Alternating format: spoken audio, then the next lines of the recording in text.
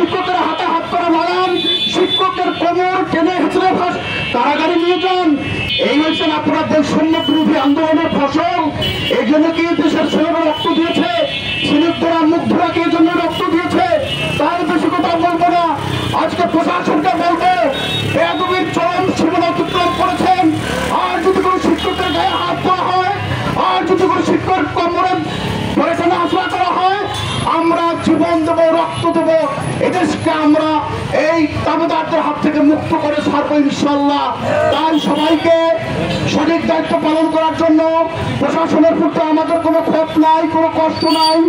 আপনারা শিক্ষকের গায়ে হাত দেবেন না, আপনারা শিক্ষকের কোমরে দড়ি বাঁধবেন না, আপনারা শিক্ষকের হাতে হাত করা পড়া।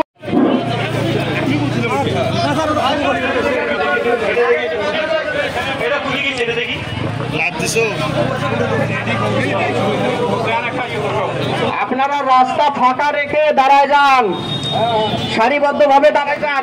এটা কেন গরম এত ভাই?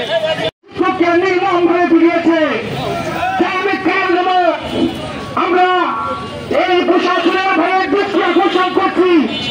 তোমার পক্ষে তুমি কিভাবে বুঝাও জানতে চাই।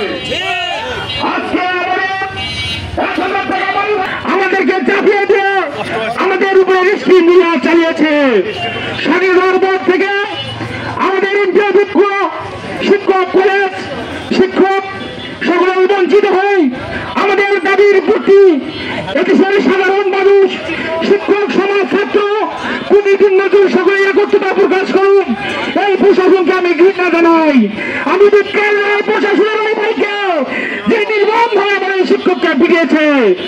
আমি জলগাঁও পুজোর সমস্ত শিক্ষককে আমি বলতে চাই, আপনার যদি একতাবদ্ধ থাকেন, শুধু প্রশাসন নয়, এই বাংলার কোন মানুষ, কোন দুষ্কৃতিকারী কোন শিক্ষকের গায়ে হাত দিয়ে টিকে থাকতে পারবে না ইনশাআল্লাহ।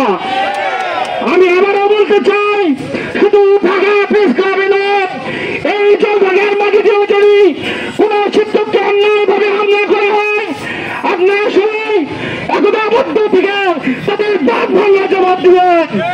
আমি কিছু শিক্ষকের উদ্দেশ্যে বলতে চাই, আপনারা নির্ধারিত সময় উপস্থিত না হয় যে আমি দুঃখে আমার প্রাণ ফেলে যায়।